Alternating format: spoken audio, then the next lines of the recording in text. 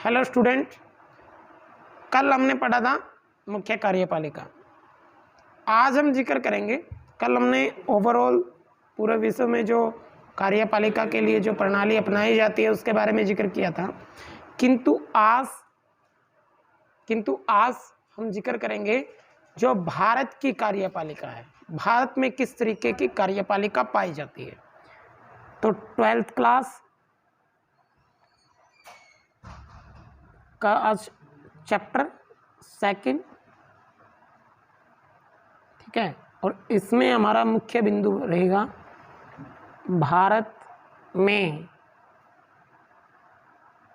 कार्यपालिका, यानी कि एक तरीके से देखा जाए तो केंद्रीय कार्यपालिका।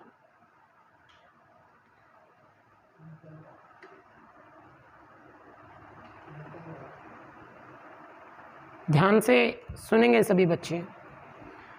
भारत में कार्यपालिका का सबसे महत्वपूर्ण बिंदु भारत के राष्ट्रपति से स्टार्ट होता है। भारत में कार्यपालिका के आधार पर देखा जाए तो सबसे अहम पद, सर्वोच्च पद अगर किसी को माना गया है वो भारत के राष्ट्रपति को माना गया। और आज आपको बताएंगे भारत के राष्ट्रपति का चुनाव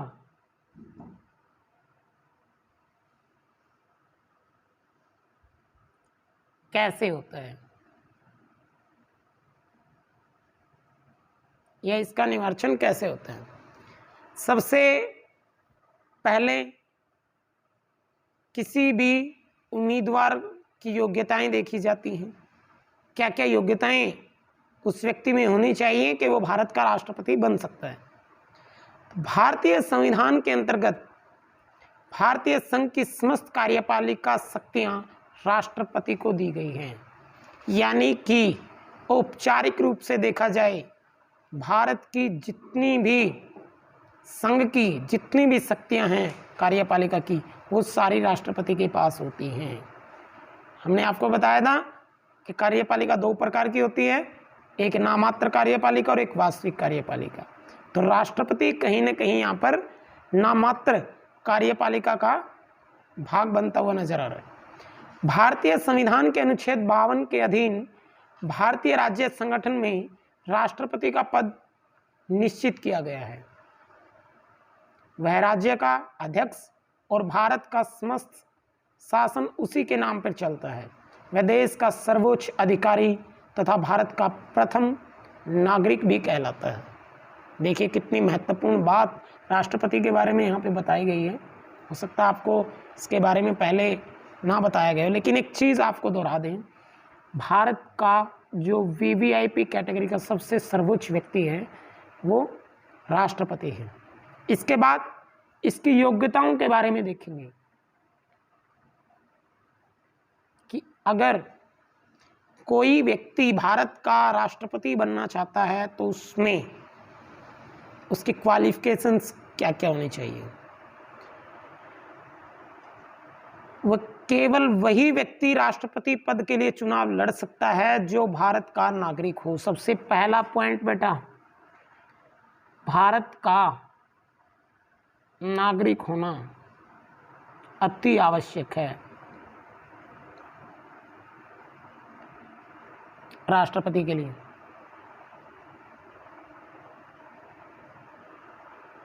अगर आप राष्ट्रपति का चुनाव लड़ना चाहते हैं तो सबसे पहली कंडीशन ये है कि वो भारत का नागरिक होना चाहिए। दूसरा है वह 35 वर्ष की आयु पूरी कर चुका हो, यानी कि उसकी जो एज है, उसकी जो आयु है 35 वर्ष पूरी कर चुका हो, यानी कि इससे ज़्यादा ही होनी चाहिए।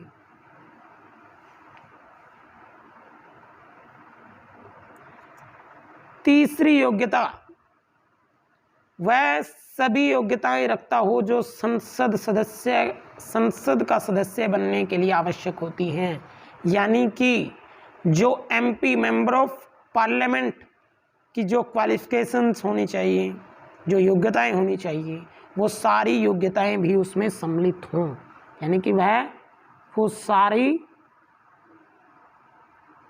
योग्यताएं रखता हो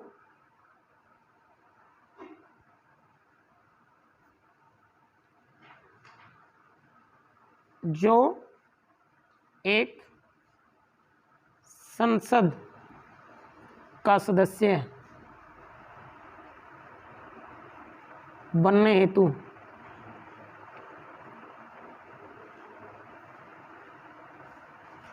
जरूरी हो। इसमें क्या है बेटा, इसमें बहुत सारी कंडीशंस हैं, उसके बैंक अकाउंट्स को लेके, उसकी प्रॉपर्टीज़ को लेके, वो भी उनको ब्यौरा देना पड़ता है। इसके अलावा उनके बिजली बिल, बैंक लोन तो कोई पेंडिंग नहीं है। तो इस तरीके की बहुत सारी कंडीशंस हैं जो इस एक पॉइंट्स में क्लियर हो जाएंगी, ठीक है। उसके बावजूद भारत सरकार या किसी राज्य सरकार किसी स्थानीय सरकार के अधीन किसी लाभदायक पद पर आसीन न हो। ध्यान रहे बेटा, चौथा पॉइंट है केंद्र या राज्य सरकार द्वारा किसी भी लाभप्रद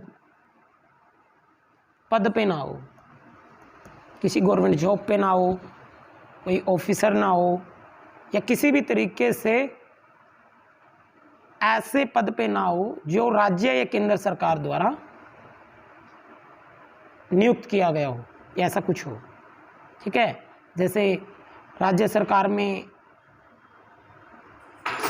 कोई किसी भी ऑफिसर के पद पे ना हो, किसी नीचे कर्मचारी का कोई पद ना हो, परंतु इस उद्देश्य के लिए संघीय सरकार, राज्य सरकार के मंत्री होना, राज्यपाल, राष्ट्रपति, उपराष्ट्रपति होना लाभदायक स्थितियां नहीं समझी जाएंगी। इसमें एक कंडीशंस और है बेटा कि वो चाहे संघ की सरकार हो या राज्य सरकार हो, उसमें अगर कोई मंत्री है, अगर कोई राज्यपाल है या उपराष्ट्रपति है, इसको लाभ का पद नहीं माना जाएगा, लाभदायक पद नहीं माना जाएगा। यानी कि कोई मंत्री राष्ट्रपति बन सकता है, कोई राज्यपाल राष्ट्रपति बन सकता है, ये लाभदायक पद नहीं माने जाएंगे। इससे आगे राष्ट्रपति की संसद में किसी सदन या किसी राज्य विधानमंडल का सदस्य नहीं होना चाहिए।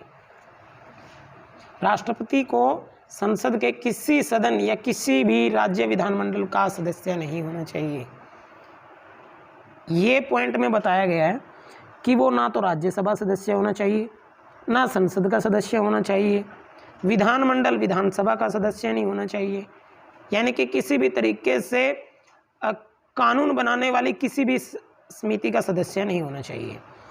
इसके बाद पांचवा पॉइंट है किसी भी विधानमंडल का सदस्य ना हो,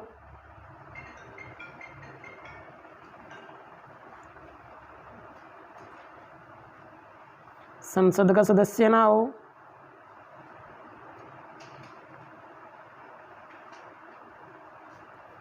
इसके अलावा राज्यसभा संसद भी ना हो।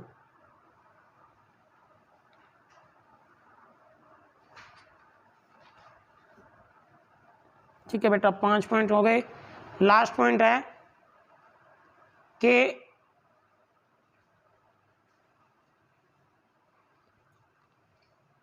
इसमें इनकी जो राष्ट्रपति चुनाव लड़ते हैं, इसमें एक कंडीशन दी गई है बेटा कि जो राष्ट्रपति चुनाव लड़ते हैं उसके लिए जो खर्च किया जाता है, राष्ट्रपति पद के उम्मीदवार के लिए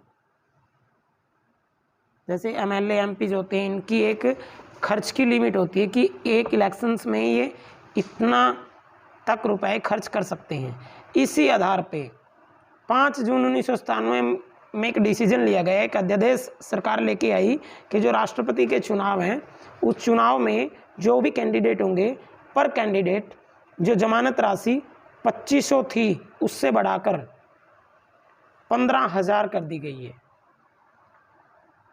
2500 से 15,000 कर दिया गया बेटा इसको खर्च सीमा। यानी कि जिस तरीके से महंगाई बढ़ी है, जो इलेक्शंस के जो खर्चे होते हैं उनके लिए पहले इसकी जो केवल 2500 रुपये खर्च कर सकता था राष्ट्रपति पद का उम्मीदवार, किंतु 5 जून 1997 को एक अध्यादेश सरकार लेके आई जिसमें इसकी सीमा 2500 से बढ़ाकर 15,000 कर दी गई। यानी कि आज के समय में अगर कोई राष्ट्रपति का चुनाव लड़ता है तो उसको अपने चुनाव हेतु 15,000 रुपये तक खर्च करने की अनुमति सरकार द्वारा दी गई है। इसके बावजूद आगे जो हमारा कल हम जो पढ़ेंगे वो मोस्ट इम्पोर्टेंट टॉपिक होगा, उसमें आप सब प्रेजेंट रहेंगे। उसमें राष्ट्रपति के चुनाव की प्रणाली, एक एक वोट की वैल्यू और पूरा वह आपको पूरी प्रणाली समझाएंगे कि किस तरीके से एक राष्ट्रपति के चुनाव के लिए कैसे वोट डलती हैं, कौन वोट डालता है और किस तरीके अप्रत्यक्ष तौर पे जनता भाग लेके राष्ट्रपति का चुनाव करती है। इसके बारे में सारे अहम बिंदु बताएंगे। आज के लिए इतना ही, आप इसको अच्छे से लर्न कर लीजिए और लिखना भी ज़रूरी है, क्योंकि लिखेंगे तो आपको अपनी अशुद्धियाँ पता चलेंगी, साथ में आपकी राइटिंग अच्छी होगी। Thank you.